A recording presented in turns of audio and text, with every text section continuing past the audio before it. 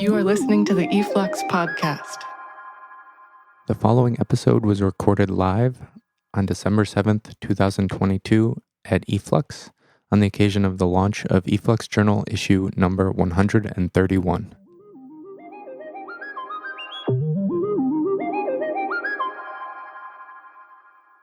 Hi, everybody. Thank you for coming. It's really good to see all of you, an intimate crowd on a Wednesday night. I'm Kay. I'm the editor-in-chief of e-flux Journal. And tonight we're celebrating issue 131. But first, I wanted to mention that already next week, we're going to be publishing a guest-edited issue guest-edited by Mackenzie Wark and Madison Moore called Black Rave. So look out for that and a related event in January. And for the meantime, tonight, we'll hear from 5 contributors to the current issue, which is a rare treat to have so many contributors in New York at the same time. And in this issue, as the editorial says, and I need to read, deep glances at the past hope to make sense of the present by diving into history's original abysses and early promises. So maybe we'll get into a little bit of that, maybe not, we'll see. In reverse order, tonight we'll end with a presentation by Dische Becker and Cosmo Bjorkenheim, and that will be introduced by Associate Editor Andreas Peterson. Before that will be a conversation between Sabu Kohso and Matt Peterson, introduced by Managing Editor Mike Andrews. And first, we're delighted that Martin Guinard, who has just flown in a couple of hours ago, is here and will say a few words about his friend and close collaborator, Bruno Latour, who died in October. Martin wrote a wonderful tribute to Bruno in the current issue. He's currently curator at Luma Ars, and before that did many, many projects with Bruno, including the Taipei Biennial in 2020 and a really monumental issue of e-flux Journal in December 2020 called You and I Don't Live on the Same Planet. Please join me in welcoming Martin.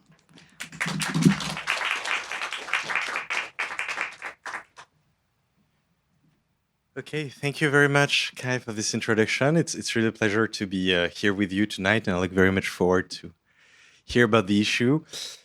And so, yeah, just to say that it's quite moving actually to be here in e-flux, because we had worked quite a lot on that issue for the Taipei Biennial remotely. Actually, it's good to meet you in person finally. An issue which really was in a way taking one of the key concept of Bruno at heart, which was the one of diplomacy. Because when we're saying you and I don't live on the same planets, the idea was just to look for an image of how drastically drifting apart versions of the world we're getting. Sorry, that's not a very correct sentence, but how it was not so much questions of different worldviews about the same worlds, but really like different cosmologies shifting apart, notably starting with the event of Trump at the time getting out of the Paris Agreement. And this very notion of diplomacy that we're trying to put at heart was so important in Bruno's work in this issue, but also in the overall of his practice, because he was always looking for a figure that wouldn't be the one of an overarching authority coming from above, but rather an authority that within this kind of flat ontology model that he had worked so hard to try to establish, a figure that would be able to mediate, negotiate, while being on an equal foot. And therefore, I think that that's one of the very interesting propositions that he has made, and that still needs some sort of like thinking through it. What is it to be in that situation of a diplomat today, where you're not, again, given this sort of like overarching power, but you're trying to understand what the other is attached to. And it's also one of the points that was so important for him as a development, is to say, okay, even if we could argue that the political dissensus, the conservative revolution has advanced so much today that we can consider that we don't, there is no common anymore. That's notably because there is no common anymore, that there is this necessity for a discussion, a harsh one, a diplomatic moment between those worlds that are not commoning together anymore. And so I think that that's really one of the propositions that he was making and that I hope will keep having some resonance and ideas. And just before you start this conversation, I know that tonight we're going to talk a bit about science fiction, among other themes. And it's interesting because Bruno, who really got interested in so many things, whether it's science, whether it's political science, whether it's fiction, never got interested in, bridging those two words together, which is science fiction, which really for him was something that, I remember him telling me that he was, I remember he had bad words about it, saying like, oh, that bores me to death. And so in the catalog critical zones, we had Donna Haraway, whose contribution was a letter to him to say, Bruno, you understood nothing of the world to come because you didn't get the importance of science fiction. Because only through science fiction you can get a sense of what it means to world's world. And therefore, what's lacking for you is that part. So I'm really, again, extremely happy to be here with your team, guys, and that, these kind of topics are going to flow up. And again, I look forward to listen to it. Thank you.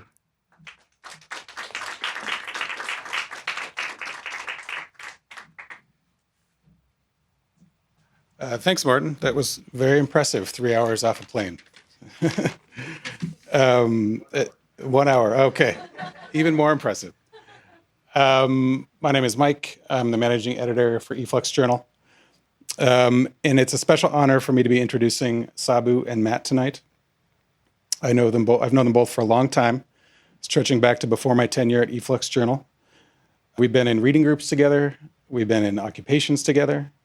So you can trust me when I say that they're both vital anti-authoritarian organizers and acute revolutionary thinkers. Sabu Kohso is a writer, editor, translator, and activist, and the author of several books in Japanese. He grew up in Japan, moved to New York City in his early 20s, and has been going back and forth between the US and Japan for many years. Matt Peterson is an organizer at Woodbine, an experimental space in Ridgewood, Queens. He co-directed the film Spaces of Exception and co-edited the books In the Name of the People and the Mohawk Warrior Society. Sabu and Matt's piece in the November issue of e-flux Journal is a conversation centered on Sabu's first book in English, Radiation and Revolution, published by Duke University Press in 2020. The book uses the 2011 Fukushima disaster as a window into the ways that nuclear energy and weaponry not only pose grave existential risks, but also prop up capital accumulation and state repression. In their conversation, they draw parallels between the Fukushima disaster and the COVID pandemic, imagine the abandonment of Tokyo, and suggest that revolution today needs to take on an ontological dimension. As Sabu says, quote, there's an expansion of the existential dimension of the struggle itself. It is not just sociopolitical, economic problems. It involves reproduction, the body, our living environments. And so the sites of struggle also multiply in different dimensions, from city to periphery, projection points to reproductive horizons, and spectacle to the invisible. This is what, in Radiation and Revolution, I have conceived as a shift in political ontology, moving from the horizon of national and international politics to the existential struggles of planetary inhabitants. In the conversation, Sabu points to an example of this kind of existential struggle. Activists in Tokyo who self-organized amid the chaos and government ineptitude of Fukushima's aftermath to protect life and build autonomous power. In the decade plus since Fukushima, large-scale disasters, many driven by climate breakdown, have occurred with increasing frequency, from monumental flooding in Pakistan to catastrophic wildfires in California. In this situation, it seems more urgent than ever to flesh out practices and concepts for this existential struggle. If we're lucky, Sabu and Matt will help us do that tonight. Please join me in welcoming them.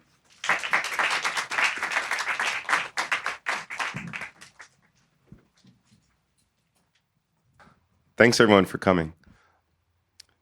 So yeah, for me, just to start about this conversation that we had, that we published, and kind of a long-term conversation Sabu and I have been having, and the work that kind of we've both been doing and thinking about this question of disaster and catastrophe and apocalypse, which Sabu kind of works around in his book. I think, for myself and a generation of peers growing up in New York, this has meant, the experiences of 9/11 in 2001, the financial crisis in 2008, the hurricane in 2012, and then most recently COVID in 2020. These disasters that we've been forced to kind of live through and figure out how to live through, which, occur on different spheres, the kind of political, the economic, the environmental, and then the biological or viral.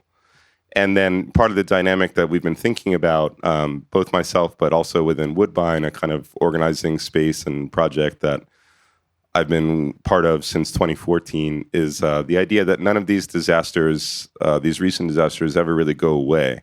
Each time a new kind of catastrophe happens, it's still there. And then when the new one happens, it just layers. We have in New York City, and obviously these are national and global phenomenon, but the specificity of how they've affected New York City is that we have to figure out how to deal with them in different ways and how they affect us. And part of the dynamic that I've been thinking about is that we just live within this framework of deterioration.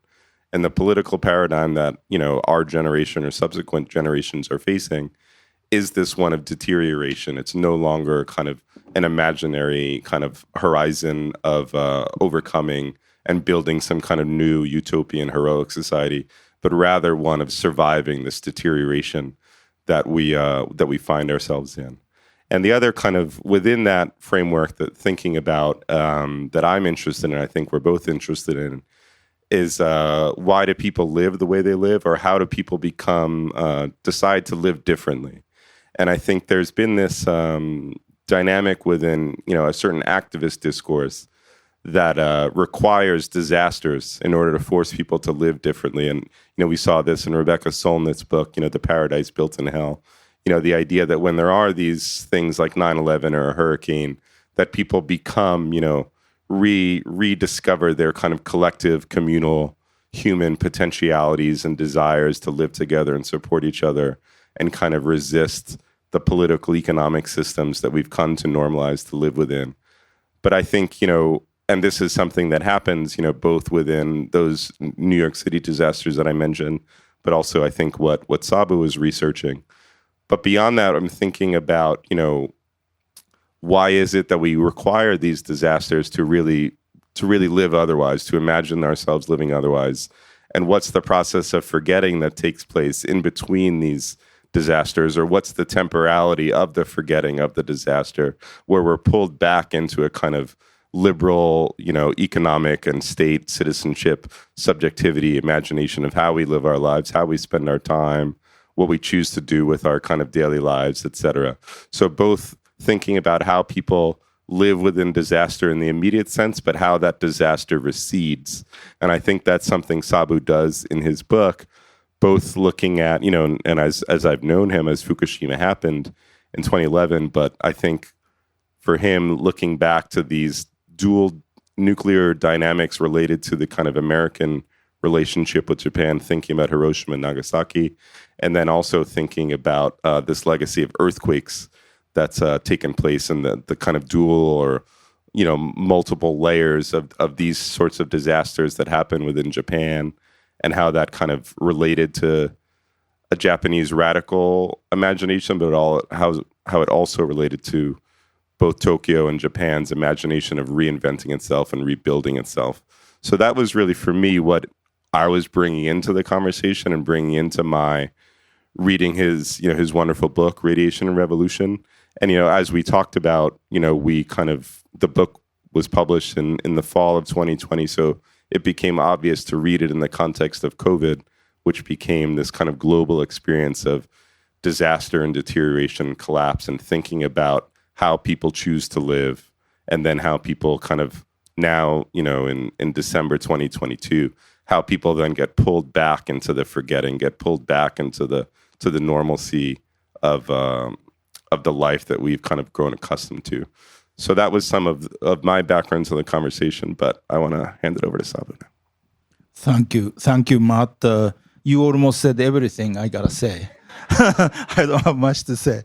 But anyway, yeah, it's indeed like somehow the corresponding strange temporality of disaster temporality and the revolutionary time they both have some kind of isomorphism, like disruption of this continuous reality. But this has two dimensions. One is a singular event, but also the recursivity of singular event towards some kind of sense of destiny that we are seeing somehow, looming sense of destiny. Like in case of nuclear, like famously, Gunther Anders, actually I don't read German, and not much books are translated into English, and neither not much into Japanese. So I haven't read much, but as much as I know, it's a very interesting, very important account of this impossibility of thinking. Impossibility of thinking in the first way is this dimension of destruction. It's so big that we are kind of incapacitated in front of this. But also at the same time, this sense of the kind of destiny, but also the destiny can happen only as a singular event. So this destiny and singular event exist in different ontological dimensions, but at the same time coexist that incapacitate our thinking. And also because Matt very importantly associated with our own project to change the world. But also this revolutionary project also has to do with this destruction of reality towards some kind of liberated world. But of course, this revolution as an event is maybe like less of a concern these days, more processual. And also maybe not, people who like a kind of conventional historical materialism, like a kind of stage theory we don't rely on so much. And but still like we cannot help imagining something over there by the accumulation of events. So this like overlapping is like pretty much we are facing in a metaphysical level, but also after Fukushima, now like I try to explain a little bit my experience after Fukushima. After Fukushima nuclear disaster, 3 stages of event process happened. First, 2 or 3 weeks after the disaster, it was really incredible moment because there's a possibility of Armageddon, because the chain reaction of explosion of one reactor to the other was possible. So a lot of our friends who are living in Tokyo and of course in more north near Fukushima actually escaped from their homes. Not only the people who are living in the vicinity of the reactors, who are supported by the government to relocated, but also voluntary evacuation took place. And people really thought something very, very no more the reality exists anymore. The consumerist reality built in the post-war Japan. And so these 2 weeks are really so-called catastrophe. But then the next stage is 2 years after was really the kind of a lot of project arose among the people. Of course, anti-nuke movement, anti-nuke protest in a conventional street demonstration and demand of Tokyo power electric companies, compensation and the responsibility of Japanese government and so forth, but also a lot of projects to support their own everyday reproduction because the government was not responsible enough to provide sharing the information of the degree of contamination, and so forth. And also the food distribution was very, very important. Water, food, and air, all kind of contaminated by the doses of radiations, different doses, and so forth. There are like a lot of projects to measuring the, like air and, water, food, and also share information and distribution of safer food from the West. And also a lot of people actually who escaped from the northeastern part of Japan to the West, the support, and also like the idea that this could be a chance to create some different forms of life, different than the post-war consumerist society, capitalist reality.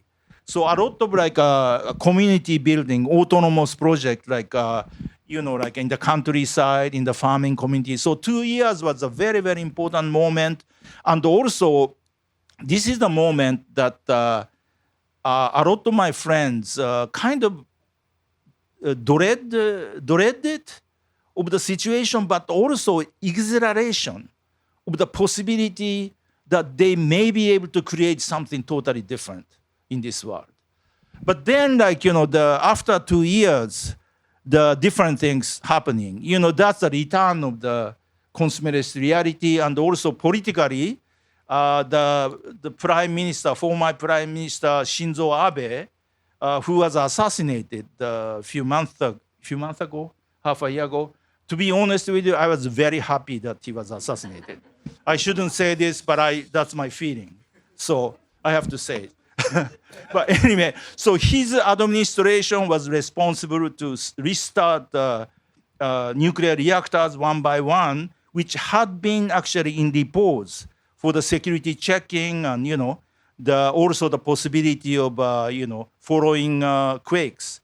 And so he is the one, his administration is the one started. And then gradually, a lot of elements, the threat of the North Korea, different kind of politics of more like immediate temporality, and also more than anything, this prospect of Tokyo Olympics. That the Tokyo Olympics are kind of counterposed against the threat of the ongoing nuclear reactor, nuclear disaster. So this process of forgottenness, being forgotten, is very devastating. And then, of course, COVID came in, and then, although the nuclear disaster is ongoing because of the small doses of radioactivity still being released from the broken reactors, it's not repaired. And, and then last year, the two things, one was Japanese government officially approved the Tokyo Power Electric Company's future project to stage by stage release the contaminated water into the Pacific Ocean. It's they did it actually, TEPCO did it because of the stop and gap operation. They had to really release the water. They did it, or they had done it, but then now government approves this project for the future, This is a big, big thing for the, the most epitomic conflict between the so-called national interest with the planetary commons. And second, the Russian invasion of, Ukraine was brought back this deterrence, nuclear deterrence kind of debate. But this time the logic is slightly different, because Russian use of deterrence in this case is no more protecting Russia, because Cold War paradigm, the deterrence was mutual, sort of mutual, logically, French philosopher Dupuy analyzed very well about this. It's not so, stable actually. So we need more account of it, but officially, both sides were deterrence is the logic that we have something, you have something, so we don't do that, But in case of Russia, in this case, it's more not protecting Russia, but also the, more like this desperate gesture of nothing to lose. So more facilitate an invasion of Ukraine like a threat of the possible use of tactical nuclear weapon. So it's a kind of new logic, and also like we don't know if it's intentional or just negligent. The treatment of the Russia occupied like 3 actually big reactors in Ukraine, and this reckless treatment, fire was caused, and some Russian soldiers were also contaminated, affected by the contamination and stuff like that. So anyway, this all of a sudden returned, and so to me, maybe other people too, after Fukushima, it's been forgotten, but nuclear recursivity is now ongoing, I think. So my interest is now is like a forgetfulness, as you said, like we forget the disaster and then it returns. It's almost like a destiny, but of course, we don't like to be caught by the word like a destiny. It's kind of like a spooky, religious or spooky or transcendental idea. I don't like it myself, but somehow I cannot help thinking that way. And also, in case of Japan, this is another stupidity of Japanese power government is that Japan, Japanese archipelago, when you look at the map, it exists right on top of the so-called the Ring of Fire. This is like a volcanic line, like a trans-Pacific Ocean north side, kind of like a arrow-shaped, right on top of it. So like it's another kind of like a destiny or like a recursivity of earthquake is inevitable in Japan. And then like they, started with the Abe administration, nuclear reactors is, restarted one by one. And also the militarization is going on at the same time in the new Cold War situation with hypothetical enemies, China, Russia, and North Korea. The islands, line of islands in Japan, stretched from southern tip of Kyushu to Taiwan. This like lines of island are being kind of like militarized more and more. And this is not something maybe reported so much, but like Okinawa, which is the biggest island in this group of islands, has been always providing the U.S. with 1/3 of its land for the U.S. military bases. So this has been the center of anti-U.S. military base movement. So we are hoping this movement stretches all across these islands. Small, some are smaller, some are big. But then this kind of thing is like inevitable recurrence and forgetfulness. But then how our movement, somehow how we can respond to this. Because in the past, this is something we gotta talk also, but a certain movements, in my experience, for instance, anti-nuke movement has not been very interesting, actually. That's why our radical comrades have not been engaged in it so much. Of course, I think anti-nuke movement is important, but also anti-war movement has not been always so kind of it's like something always responsive. It can be massive, but unless something like during the Vietnam War, it's a concrete international solidarity situation exists. It's different, but it's an abstract kind of a protest. Is not always so creative, and also anti-nuke movement tends to be always kind of petitioning UN and stuff like that. That's of course important, but somehow its movement is detached from the everyday struggles of the this, as I explained, this reproductive protection of reproduction under the radiation contamination, and also more local struggles to try to disrupt the restarting of the reactors and stuff like that. This kind of very localized and everyday struggle with this big kind of campaign kind of movement. This fissure kind of I have to feel. And that's why maybe France and Germany are different. A lot of radical friends in Germany and France engaged in the radical action of anti-nukes. But for instance, in Japan and US, somehow, I'd like to ask you guys why, anti-nuke movement is not very interesting, or not very popular among young radicals. I want to ask you too. And, so anyway, that's my kind of general response.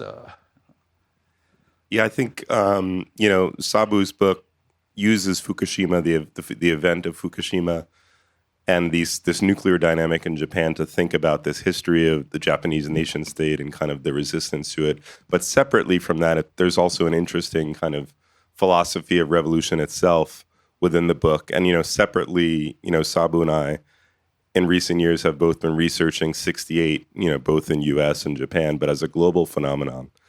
And, there are these theorists like George Katsiafikis or Marcuse that had this idea of like the Eros effect. So why is it masses or millions of people participate in a movement or a kind of moment like 68?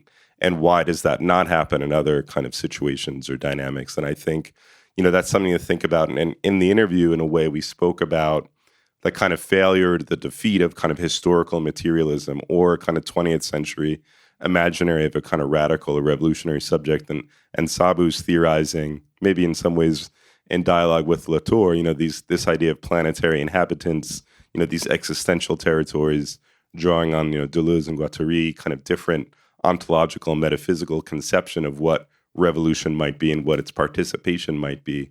But I think within that, we also have this forgettingness or this forgetfulness or something, because, we were talking earlier today about, World War II, this kind of disaster of our parents' generation, maybe some people's grandparents' generation, that we were not a part of, we don't remember. So 68 becomes this sort of mythological kind of response or kind of regeneration or rebirth, reimaginary or kind of revolutionary becoming or something. But then for us, subsequent to that, it becomes a kind of difficult mythology that we can't kind of access in a way.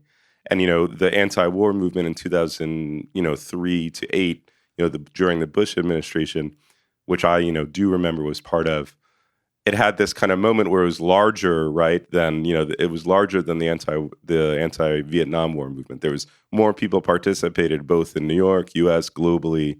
The protests were larger, but we had this feeling of defeat because Bush himself, said, oh, it's an opinion poll. It doesn't mean anything, So we have this kind of, and it also kind of lacked the kind of countercultural kind of libidinal kind of imaginary desire scope of the 68 kind of anti-war movement. Similarly now, I'll say, provocatively, seeing the kind of student or kind of university protests now that are happening at the New School or in California, also to me kind of lacks some of the libidinal, even from 2008 or something, seeing all these people walking around with UAW signs kind of asking for a contract, for me is kind of shocking and unimaginable, because just, a decade before, the whole imaginary was to destroy the university, or this kind of Foucauldian thing where, all these institutions are just prisons anyway, which we hate and despise, now. So seeing this kind of generational passing or lack of passing and forgetting of these kind of different moments is sort of interesting to think about and trace. And obviously, the sci-fi imaginary is to think about the kind of desirous sense of participation in the moment of disaster. But maybe now, because it's the fall and it's dark and it's gray and it's rainy and we all have long COVID, Sabu and I have been talking about more the depressive, not the kind of heroic imaginary of participation, but the kind of moment of forgetting, the kind of the dystopic melancholy that we kind of live in between these moments of disaster or something, is something that we've been kind of talking about and thinking about. And I think Fukushima represents that, in the book and for Sabu, but also for us, post-George Floyd or post-COVID or whatever kind of post-Trump, all these sort of moments we're in that should be somehow cathartic are just actually melancholic and depressing and kind of confusing or something, because we can remember the moment of disaster, or even kind of think, Sabu had this provocative moment about Abe, but I remember 9/11 and seeing these sort of planes, and we didn't know how many planes. We thought there'd be more planes or more attacks. Or in 2008, when Lehman Brothers crashed, or the other bank, Goldman Sachs, I don't remember, we're like, oh shit, maybe more banks will crash. There's the moment of excitement, actually, where it's like, oh, there's uncertainty. Whereas now there's just no uncertainty at all. The certainty is like, it's gray and rainy and cold, and we're all sick, and we have the flu or COVID. We're not sure which one. We test ourselves. This depression in between disasters is something that I think we've been thinking about why revolution now requires disaster. If that's the case, why we've lost a kind of different, utopian communal imaginary that doesn't require just kind of horrific devastation. Yeah, you're right. So we are talking earlier, like what we're going to talk today, and it's going to be dark, so it's... But anyway, like a darkness is maybe like inevitable at this point, I think, because I remember, because I was maybe older than any of you here, but I was like high school in the early 70s in the sort of like aftermath of Japan 68, Japan 68 lasted very long, from basically in between 1960s anti-US Japan Security Treaty uprising to the 1970s reform of the anti-US Japan Security Treaty, this 10 years, and also a little bit after, that. But in this time, like kind of like incredible excitement and militancy, and also the high school kids like us also could change the world kind of sense existed. And but then the post Fukushima struggle was very different. I mean in terms of street fight, it's pathetic. It's so weak and pathetic. It's so depressing. But then that's I kind of try to analyze in my book, but political ontology, as Mike and you both introduced, but this a depth of what we consider political is very, very rich and wide. But that's why it's also difficult. But because some are invisible and some are really everydayness, micro politics maybe, or molecular revolution maybe Guattari talked about. It's on that line anyway. But so how this work it out in both ways? The excitement 60s, Japan's long 1968 is absent now, But something different, something more like excitement, but it's not so spectacular. It's more like a long enduring. So something depressing is evident, and also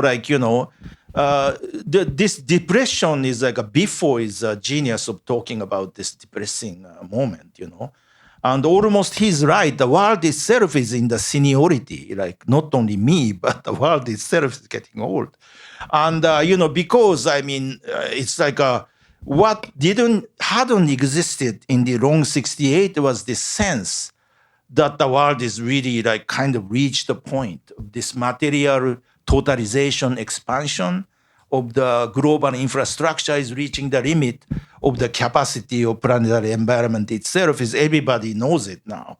But then nobody can stop it, And so this stopping is the question too, right? What kind of impetus, what kind of moment we can stop, No matter how nuclear is dangerous or something, but it continues to piling up, and nobody stops it, and so it's dark, inevitably dark, and we don't know how to stop it. In case of nuclear, it's really nasty because we cannot destroy it by direct action, you need a tremendous technical skills and knowledge. Decommissioning is tremendously difficult. And also this logic of this energy or that energy kind of logic, which I believe is false. Because a lot of companies that, appear to be either oil or nuclear, they all use everything. And I believe this is a dark prospect, but once in humanity, something is invented, it won't disappear.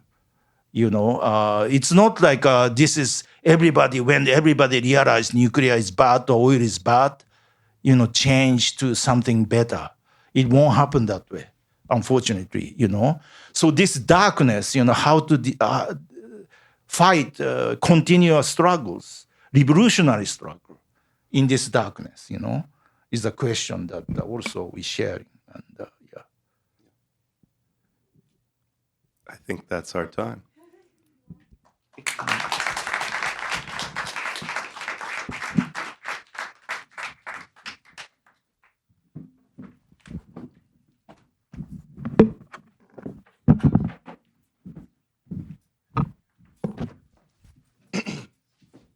Thank you both. That was so excellent.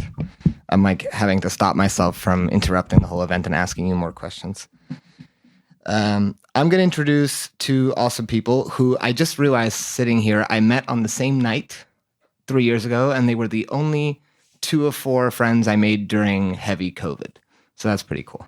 Dische Becker, who is a writer and editor and translator, editor for Pioneer Works, and amongst other things, and researcher of things as complicated as wearable air conditioning clothes. And Cosmo Bjorkenheim, an excellent film critic and editor at Screen Slate, and also a filmmaker whose films have screened all over, including Anthology, Maisels, Museum of the Moving Image, and elsewhere. But I'll keep this short and just read one little piece of their text about H.G. Wells's book, The Island of Dr. Moreau, and 3 film adaptations of it from the 20th century and why a 4th one should never happen. They write, "What is it about H.G. Wells's weird 3rd book that compels Hollywood studios to keep retelling it? And why has it given its adapters so much trouble?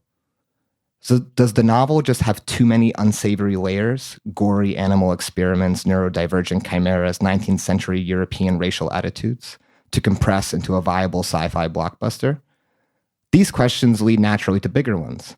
Why do we keep reliving the fears and follies of the 19th century through endless sci-fi remakes? And crucially, what kind of intellectual baggage is being smuggled along the way?" I don't know. Let's find out.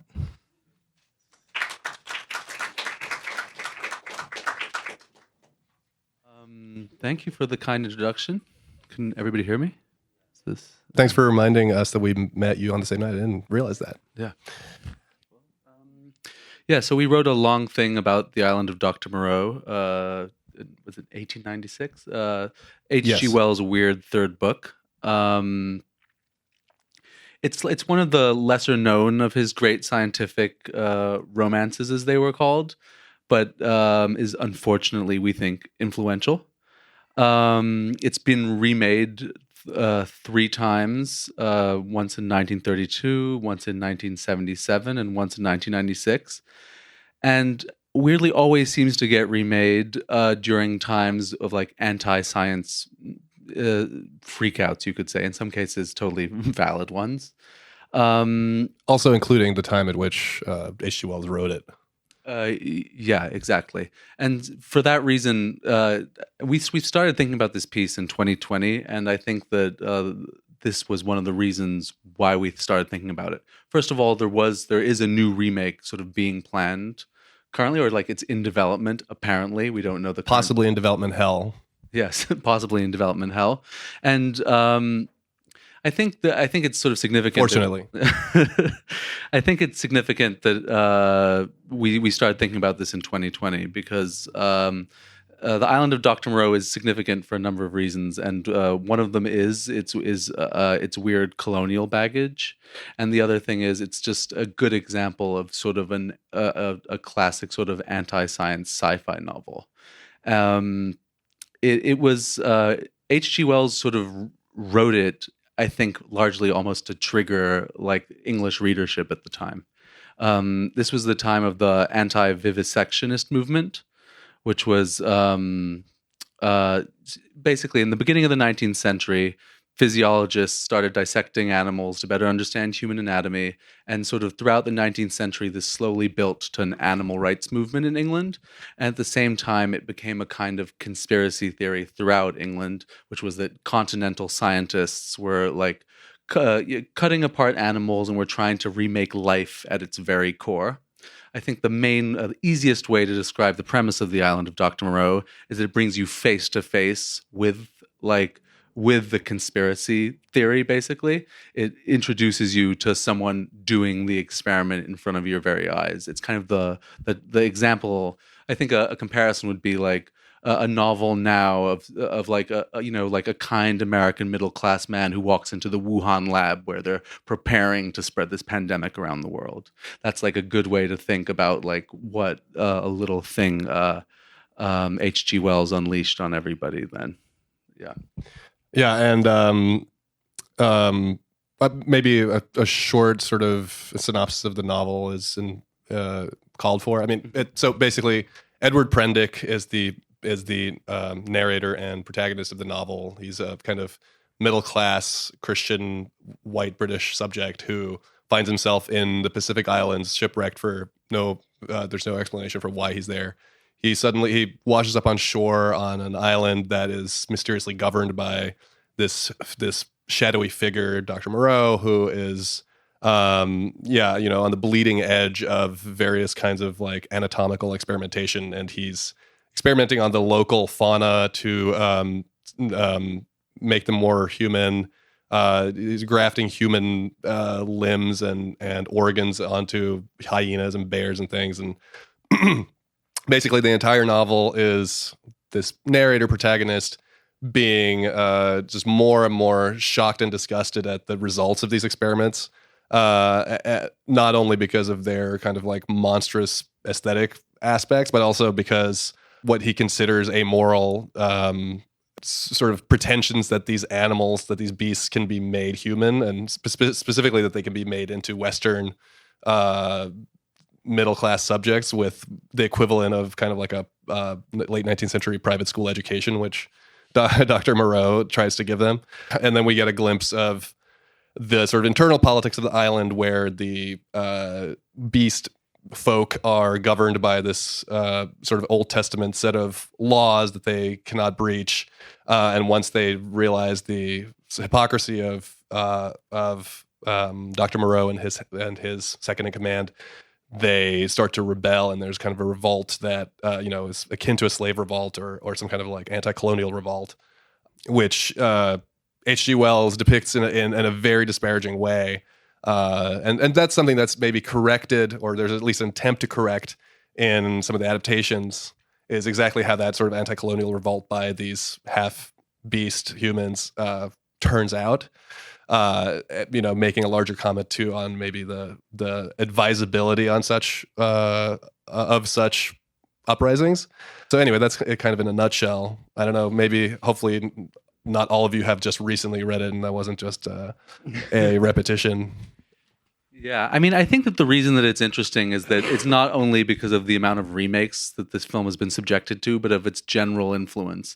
You can, like, in all of these late 90s and early 2000s biotech flicks that came out, and there were indeed a barrage of them, I think The Island of the Dr. Moreau is kind of the proto version of that. And similarly, a lot of the main subgenres that make up science fiction were like decisively formed or indeed invented by H.G. Wells, and many of them have colonial if not overtones. In fact, this seems to be like the most decisive aspect of his work. He's not a particularly good writer, in my opinion. But also increasingly the critical consensus. Yeah, increasingly the critical. Yeah, thank God. He's, if anything, he just was in a very lucky spot. He was someone who had studied biology under during a time of great scientific revelation, and was just pretty deft at turning like the scientific speculations of the age into these standard bearer plots. He was, I mean, I think it's worth talking a little bit about H.G. Wells here because of the extent of his influence too. I mean, he was a socialist. He was a great English gentleman, a great man of science, or so he thought. And as was custom with people of sort of that class and that level of respectability in that society, just a kind of total bigot and pretty open and happy about that. And it really shines through all the work. And in fact, I think the reason we thought this was interesting and worth writing a long thing about was because it also shines through all the remakes, hard as they try to sanitize them. And also, and I think in more subtle ways, shines through all kinds of sci-fi blockbusters. All of the mainstays of sci-fi blockbusters are heavily influenced by a lot of proto-colonial ideas, the invasion, the subhuman man of the future, the animal in man, and this has been written about here and there, but no one has really like surveyed how like one of these films, sort of like how different remakes attempt to sanitize these clear overtones out of the story and how they continuously fail. Yeah, and an even broader, longer form piece or book would probably be would probably be useful for exploring how various other film adaptations and remakes of some of his other novels do exactly the same things. I mean, we didn't have the space or bandwidth to talk about the various time machines or the various wars of the worlds.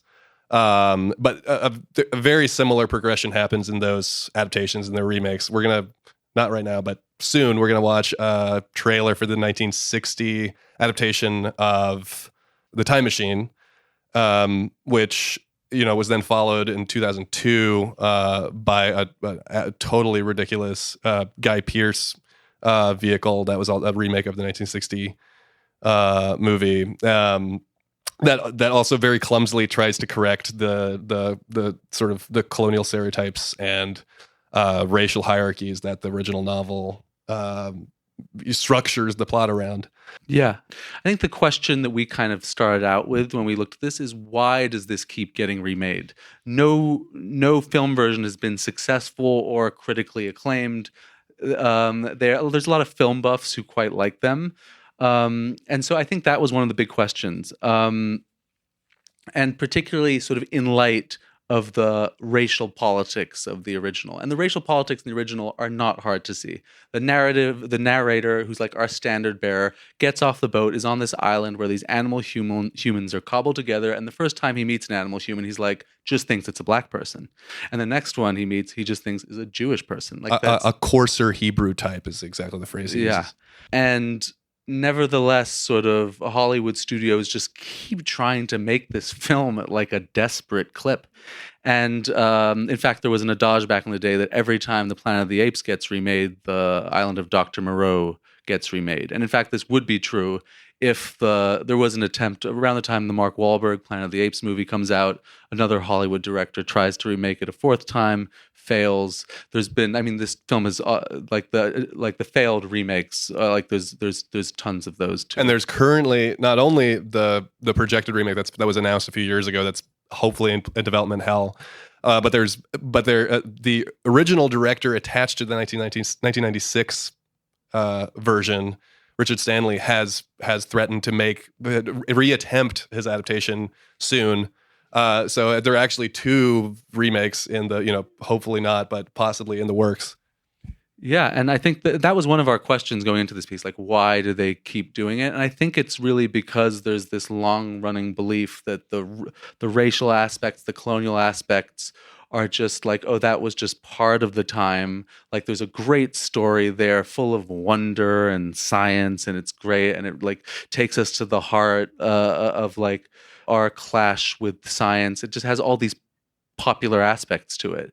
And I think that really also not only explains why it keeps getting remade, but why every remake so far has also kind of sucked, is because it's just very, very hard to digest all of these elements successfully. It just seems like every one of these films kind of chokes on what is actually the overtone, what is actually the point of this. It's an allegory about colonialism.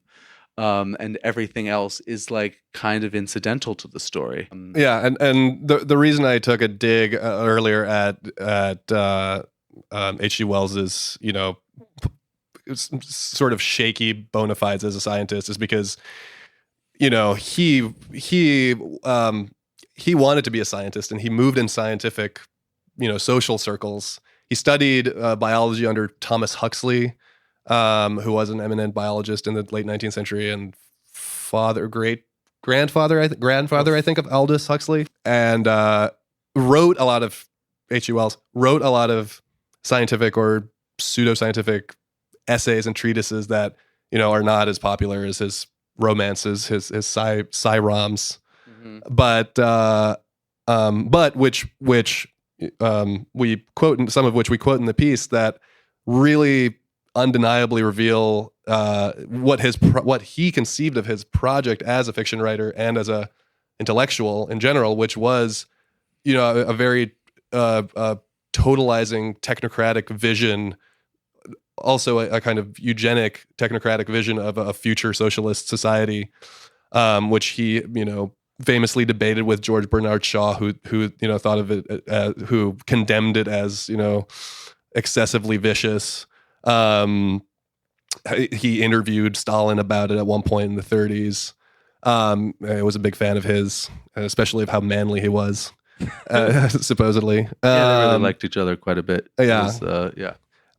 There's a particularly heinous essay of his called Anticipations. Well, it's a book-length essay called Anticipations, in which, I don't know should I quote it? Should I read a small quote? Yeah, I would like to say just one more thing about it, which is this, that, I mean, I think, like, thinking about it in the context of H.G. Wells' whole sort of literary career, no one talks about the nonfiction. There's very good reason for this, incidentally. It's because a lot of it was like this. I mean, I think what's interesting about this excerpt, and in fact about the whole book, which I, crammed at one point, or really tried to get through, is that it just shows how normal these views were in his circles. So this was just like, this is mid-career H.G. Wells sort of summarizing his view of a future world and what will happen to the inferior races. Yeah. That's a fair way to describe how will the New Republic treat the inferior races? How will it deal with the black? How will it deal with the yellow man? How will it tackle that alleged termite in the civilized woodwork, the Jew? Certainly not as races at all. All over the world, its roads, its standards, its laws, and its apparatus of control will run blah, blah, blah, blah. I don't want to actually read this entire thing. It's pretty hard to listen to, I'm sure. Much of his moral tradition will, I hope, never die, and for the rest, those swarms of black and brown and dirty white and yellow people who do not come in, who do not come into the new needs of efficiency, well, the world is a world, not a charitable institution, and I take it that they will have to go. And this is an attitude that this wasn't the only place where he expressed this. He actually expresses it even more violently in a different part of that essay, which we couldn't even quote. But yeah, we decided not to make e-flux seem censorious. Right. But yeah. But this all just delving into some of this material just made us question more and more why he's still, has such a solid foothold in the American, or not the American, the Western or English Anglophone literary tradition. For some of the reasons that Leon mentioned before, he's not a great writer. He's not a great stylist. He's clearly not a great scientific or political thinker. Why do we place so much importance on his work? And, I think there's a complex set, bit of research to be done about that and about canon formation and, how arbitrary that is. But we didn't do any of that. But anyway, that's part of the reasons why we just felt so impelled to write this piece, because it was, we just couldn't wrap our heads around it. Yeah. I mean, it almost at the beginning and end almost seems like a letter to the people who are trying to remake it currently. Not even in the sense like don't do it, but like doesn't seem entirely necessary. If you have to like whitewash the material that comprehensively to remake it, maybe you shouldn't do it at all. Or like because every effort to sort of turn the material against itself, and that there is a way of reading the 96 version as exactly that, just totally fails. I mean, I think there's something interesting to be said there about how film really can't hide these subtexts very well, try as it might. It on screen somehow, against the will of the makers, it all comes through, you know. We have a clip. This is from the 1996 adaptation, which stars Marlon Brando as Dr. Moreau, and Val Kilmer's in there. You'll see. As Leon mentioned, none of these are great. None of these adaptations are great, but this one to me has the most appeal for various reasons. None of which have to do with this scene, which is just to illustrate the way that even though this version really kind of tried to soft shoe some of the colonial themes of the previous versions, really fails horribly at it. So just here it is. It's the most outrageous spectacle I have ever witnessed. Look at yourself. I understand that I must be shocking to you. However, I must also point out that I have an element. And so David Thewlis plays the protagonist. He's obviously clearly shocked by what he's seeing. And the thing that is transposed into the film adaptation perfectly from the novel is that what the protagonist is most shocked by is not the animal cruelty implied in Dr. Moreau experimenting on these animals, nor even any kind of shock at the kind of disfigurement of Dr. Moreau's creations. He's really mostly shocked that these creatures are trying to be are pretending to be civilized essentially. So he's really, and you didn't actually hear any of his reactions, but he constantly invokes Christian values. He calls this like the devil's work and unchristian, and it's just disgusted at what he considers to be the farce of these, what really are blatant allegories for colonized peoples, trying to assimilate to the colonial powers' dominant cultural paradigm. Which I think, anyway, the reason I wanted to show you that clip is because this is a central aspect of the narrative that none of the adaptations have gotten even closest to successfully sanitizing away from the narrative, because it really is so indispensable to the thrust of the narrative and sort of thematic thrusts of the original text. Yeah, it's like the Island of Dr. Moreau is like the standout story about I think what H.G. Wells' most enduring obsession, which is sort of degeneration, which is that which is civilized people being in contact with supposedly uncivilized people, leads to their downfall. It's about the impossibility of civilizing the subhuman seems to be like the underlying and overlying message of the Island of Dr. Moreau. Which in a narrative like The War of the Worlds, he basically it endorses.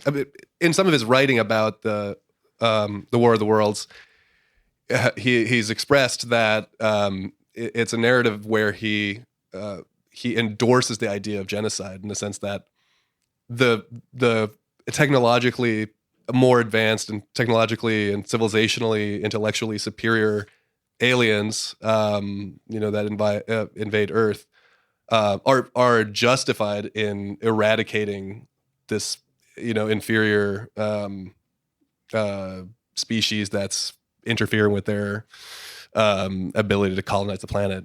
So, I mean, I think that's a good place to end up, is like, how do some of these ideas sort of shine through in sort of your regular sort of alien invasion film, and how do the proto-Christian fears of science, something like The Island of Dr. Moreau, shine through in something like Jurassic Park, which does sort of hark back to The Island of Dr. Moreau in a number of ways, and why do these stories I mean, I think it's clear, why do these stories always pop up during like again and get remade again and again during times of sort of anti-science sentiment like now. Yeah. I think that's a good place to end up. Thanks.